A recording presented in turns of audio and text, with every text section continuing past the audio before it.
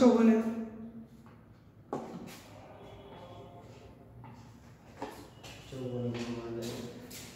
सुप्रभात बच्चों, आप लोग कुशल से होइएगा, ऐसा मैं आशा करता हूँ। मेरी पढ़ाई आपको अच्छी लगती होगी, यह भी मैं आशा करता हूँ।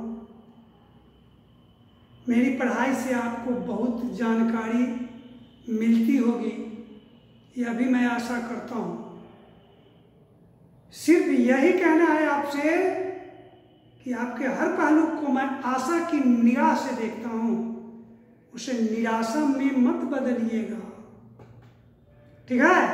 तो ठीक है, मैं आगे की पढ़ाई करने जा रहा हूँ। इसमें वीर हरकुलस के बारे में मैंने आपको पढ़ाया था, जो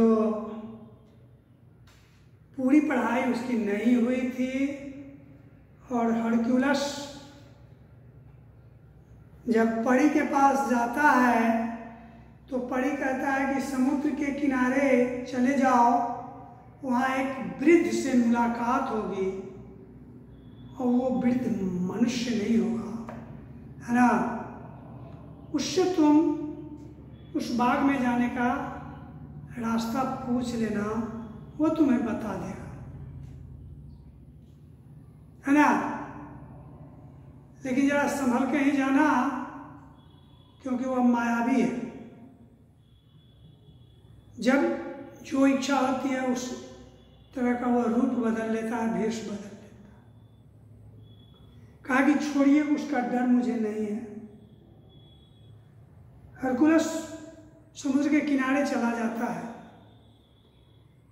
वास्तव में एक वृद्ध से उसकी मुलाकात होती है, लेकिन वो समुद्र के तट पर बेसुध पड़ा हुआ था, गहरी निद्रा में। यह भी हिम्मत करके उसके बाँह पकड़ के उसे हिलाया, उसकी नींद टूटी।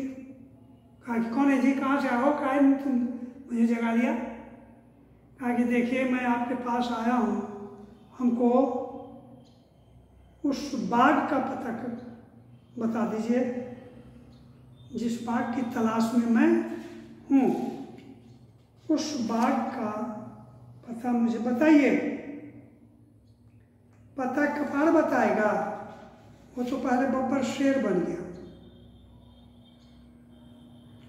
समझे कि नहीं? नाम भी बाग का ऐसा टेढ़ा है जो 10-20 बार भी पढ़ोगे फिर भी याद नहीं होगा। हेस्पेराडस, हेस्पेराडस बाग। तो बब्बर शेर बन के इस पर लपका, इसको खाने के लिए। लेकिन यह भी अपने शक्तिशाली तो था ही, जिस वीरता की प्रसिद्धि इसकी चारों ओर फैली हुई थी। पकड़ लिया कस के उस शेर को, ऐसे अपने पंजा में जकड़ लिया कि शेर का तो सिट्टी पिट्टी गायब हो गया। अब उस राक्षस ने सोचा कि अब क्या करें, तुरंत अपना भेष बदल करके और एक विषैला कोबरा बन गया, सांप बन गया। ये भी सांप का मुंह ऐसा कस के पकड़ा कि सांप का भी सिट्टी पिट्टी गया। सांप का मुंह पकड़ लोगे, कैसा हो, विषैला सांप हो, कस के अगर उसका तुम मुंह पकड़ लेते हो तो तुमको कुछ कर पाएगा? कुछ नहीं कर पाएगा। लेकिन ऐसा दुस्साहस कभी मत करना। तो उसका मुंह पकड़ लिया, कस के जकड़ दिया। सांप भी, मतलब क्या कहा जाए उसको, सांप भी हो गया एकदम असहाय। उसके बाद वह जो है अग्नि का रूप धारण किया, आगे में जला देंगे इसको, उसका भी इस पर कोई असर नहीं हुआ। उसके बाद बाघ का रूप धारण किया,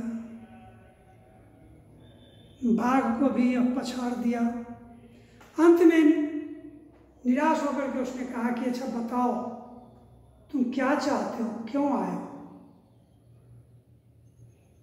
आत्मसमर्पित हो गया, कहा कि देखो मुझे उस बाघ की तलाश है, उस बाघ में जाने का, हेस्पेराडस बाघ में जाने का मुझे रास्ता बताओ। कहा कि देखो तुम सीधे पश्चिम की ओर चले जाना। ये किताब में नहीं कहा है कि पश्चिम की ओर चला जाना, कहा कि सूर्य अस्त जिस दिशा में हो रही है उसी दिशा में तुम कुछ दूर आगे बढ़ोगे तो एक राक्षस मिलेगा तुम्हें, जो अपने कंधे पर पूरे आसमान को उठाए हुआ होगा। वही तुम्हें उस बाघ का सही पता बता सकता है। कहा कि ठीक है, चल दिया। जाने के बाद उस राक्षस को देखा, वाकई में वो अपने कंधे पर पूरे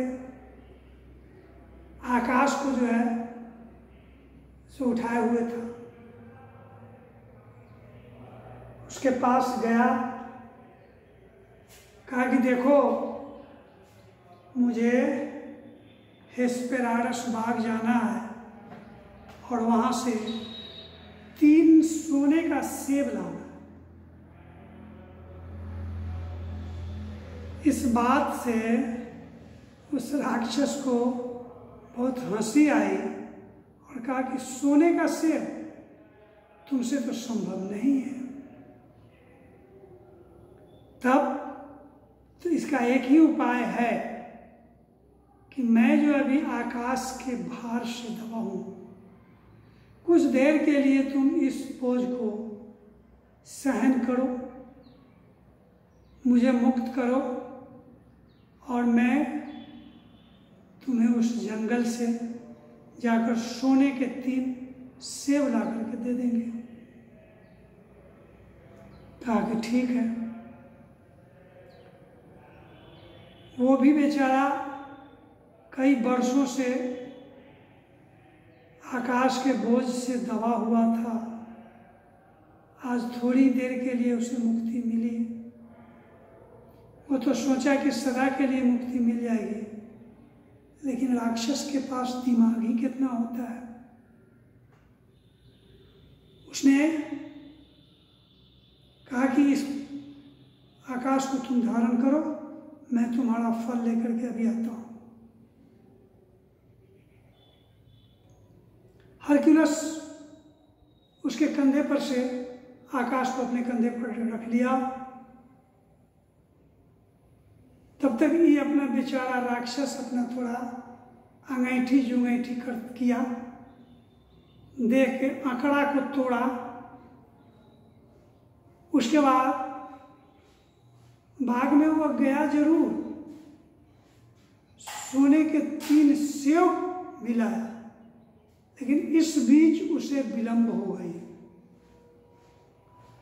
और जैसे जैसे विलंब हो रही थी वैसे वैसे हरक्यूलस को की चिंता बढ़ रही थी कि ये हमको मूर्ख बना दिया क्या, ये तो अपना बोझ मेरे कंधे पर डाल के चला गया, अब यह नहीं आएगा। मुझे विश्वास है कि अब यह नहीं आएगा, अब जिंदगी भर मुझे ही अब आकाश का बोझ ढोना पड़ेगा, हम तो बड़े फेर में पड़ गए। इसी चिंता में वह डूबा हुआ था। इसी बीच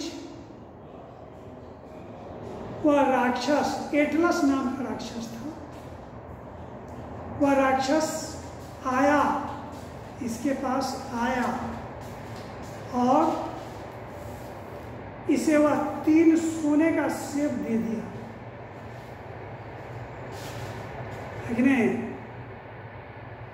तो यहाँ तक की पढ़ाई कल हो चुकी थी। अब सोच ही रहा था कि उसने एटलस को आते देखा। इसके हाथ में 3 सेब थे। सोने के सेब देख हरक्यूलस ने सुख की सांस ली। एटलस ने सेब देते हुए कहा, मित्र, ये रहे सोने के सेब। ऐसा लगता है मानो तुम इस बोझ से दबे जा रहे हो, परंतु कोई बात नहीं है। 1 वर्ष के अभ्यास के बाद तुम्हें पता भी न लगेगा कि तुमने कुछ उठाया हुआ भी है। अच्छा, धन्यवाद, मैं जाता हूँ। ये बात जो कहा ना, तो उसको लग गया हरक्यूलस को कि शायद अब यह बोझ अपने कंधों पर नहीं लेगा। कहा कि अभी तो तुमको भारी लग रहा है ना, साल भर के बाद इसका भार ही तुमको नहीं बुझाएगा जब इसके आदी हो जाओगे तुम। ठीक है, बोझ उठाए रहो तुम, मैं चला। यह सुनकर हरक्यूलस चिल्लाया, अरे ठहरो ठहरो, तुम मुझे इस प्रकार यहाँ छोड़कर नहीं जा सकते। एटलस ने कहा, क्यों नहीं? मैं इतना मूर्ख नहीं हूँ कि जिस बोझ से मुक्त हुआ हूँ उसको फिर से उठा लूँ। तुमको क्या मैं मूर्ख लगता हूँ क्या? कैसे कैसे करके कितने दिनों के बाद हम इस बोझ से हमें मुक्ति मिली है और पुनः हम फिर इस बोझ को धारण कर लें? ना, ऐसा नहीं होगा। हरक्यूलस पहले तो घबराया, फिर कुछ सोचकर मीठे शब्दों में बोला, मित्र, कोई बात नहीं है, मैं ही तुम्हारे बदले इसको रख लूँगा। हाँ, बस तुम मेरी थोड़ी सी मदद करो। एटलस बोला, हाँ हाँ, बताओ, मैं तुम्हारी क्या मदद कर सकता हूँ? हरक्यूलस बोला, तुम थोड़ी देर के लिए इसे थाम लो। मैं इस शेर की खाल को तोह करके अपने कंधों पर रखना चाहता हूँ। मेरे पास ये शेर की खाल है और कंधा नंगा है, इस पर कोई कपड़े वगैरह नहीं है, जिसके कारण आकाश का भार ज़्यादा लगता है और गरता भी है। तो ऐसा करो ना, मित्र होने के कारण तुम जब मेरा इतना बड़ा काम कर दिया, सोने का सेब ला दिया, तो भला मैं तुम्हारे लिए इतना बड़ा काम नहीं करूँगा? मैं करूँगा, इसके लिए तुमको टेंशन लेने की जरूरत नहीं है। लेकिन हाँ, थोड़ी देर के लिए अगर तुम रख लेते हो ना इसको अपने पास, तो मेरे पास जो शेर का ऊपर वाला चमड़ी है ना, उस चमड़ी को तह करके और कंधे पर रख लूँगा, उसके बाद तुमसे ले लूँगा। मुझे दर्द भी नहीं होंगे, आराम से मैं लिए रहूँगा।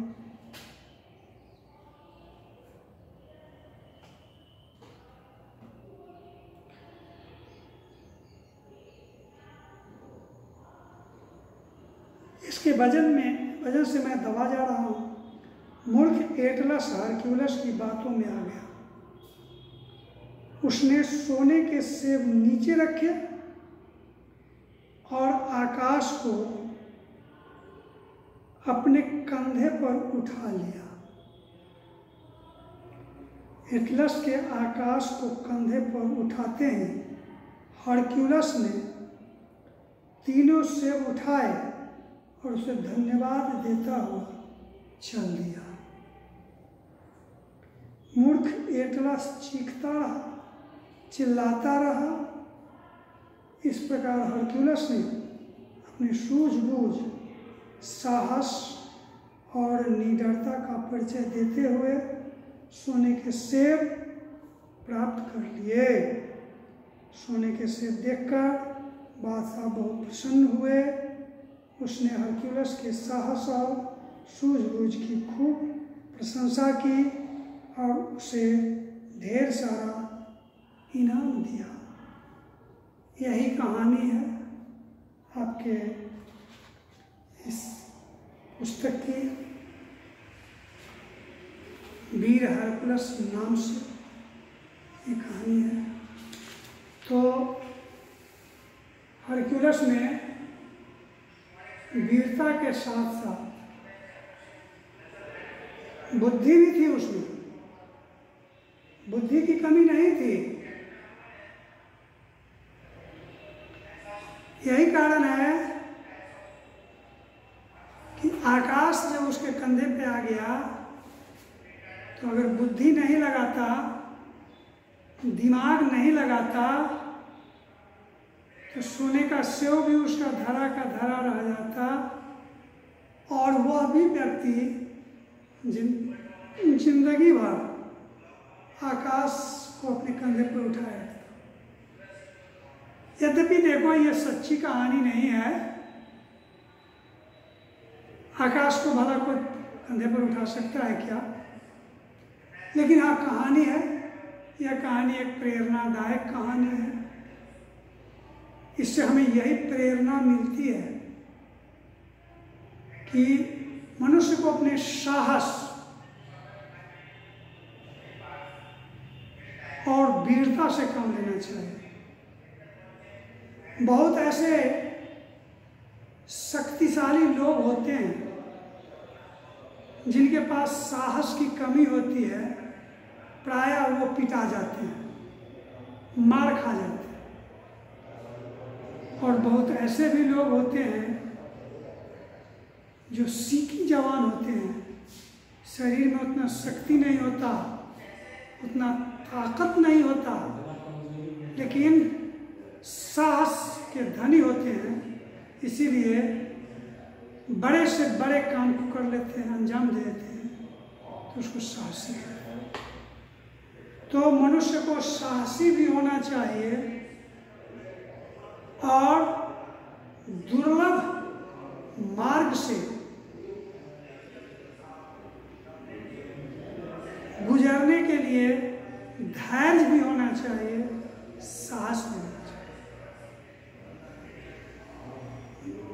शक्ति होना चाहिए, धैर्य होना चाहिए, साहस होना चाहिए, बुद्धि भी होनी चाहिए सबके साथ साथ बुद्धि। क्योंकि एक मानव एक हाथी से, कल्पना करो कितना कमजोर होता है। हाथी के शरीर पर अगर, ये मनुष्य के शरीर पर अगर हाथी अपना एक पिलर रख दे तो मनुष्य का समझो कि मामला खत्म, इतना जीव निकल जाएगा, मर जाएगा। किसी भी सूरत पर हाथी से मनुष्य नहीं जीत सकता, लेकिन हाथी से ज्यादा बुद्धि एक मनुष्य को है। इसलिए वह हाथी पर शासन करता है, हाथी के पीठ पर बैठकर जिधर चाहता है हाथी को उधर घुमाता है, जबकि शक्ति अपार है हाथी के पास। हाथी के पास अपार शक्ति है, मनुष्य की तुलना में, लेकिन मनुष्य को बुद्धि है, बुद्धि से वह हाथी को अपने वश में कर लिया है। बुद्धि से मनुष्य शेर को जैसे कहता है उठो, उठता है, बैठो, बैठता है। तुम लोगों ने देखा होगा सर्कस में, जबकि बाघ या शेर मनुष्य को थोड़ा भी लगाएगा, जब उससे मनुष्य से उसकी मुलाकात हो जाएगी, किसी भी सूरत पर, किसी भी कीमत पर मनुष्य उससे जीत पाएगा नहीं। लेकिन बुद्धि है मनुष्य के पास, जिस बुद्धि के बल पर उसने शेर पर भी अपना अधिकार जमा लिया है, हाथी पर भी अधिकार जमा लिया है। इसलिए इस कहानी को पढ़ने से हमें यही प्रेरणा मिलती है कि हमें बुद्धि से काम लेना चाहिए, धैर्य से काम लेना चाहिए और शक्ति तो होनी ही चाहिए। तो यही जब आदमी विकट समस्या में फंस जाता है तो धैर्य को खो देता है, जबकि यह गलत बात है। एक हरक्यूलस, कल्पना करो कि कितने विकट परिस्थिति से गुजरा है, लेकिन वह साहसी था, धैर्यवान था, ताकत वाला था। इसीलिए किसी भी स्थिति परिस्थिति में अपने धैर्य को नहीं खोया और उसने एटलस के सामने अपने चतुर बुद्धि का परिचय भी दे दिया, जो इसके माथे पे, इसके कंधे पे जो आकाश उसने डाल दिया था, उसको अपने बुद्धि और विवेक से पुनः उसी के कंधे पर डालकर और उस एटलस से राम सलाम कहकर चल दिया। इसलिए आपको भी यही प्रेरणा मिलनी चाहिए, आपको भी यही शिक्षा मिलनी चाहिए कि सबसे बड़ा बुद्धि होता है, धैर्य होता है, साहस होता है ना। यही सब मनुष्य को विपत्ति के काल में इसका सबसे बड़ा अगर हितैषी होता है तो यही सब होता है। धैर्य, साहस, आत्मबल, बुद्धि, यही सब उसका सच्चा साथी होता है विपत्ति के काल में।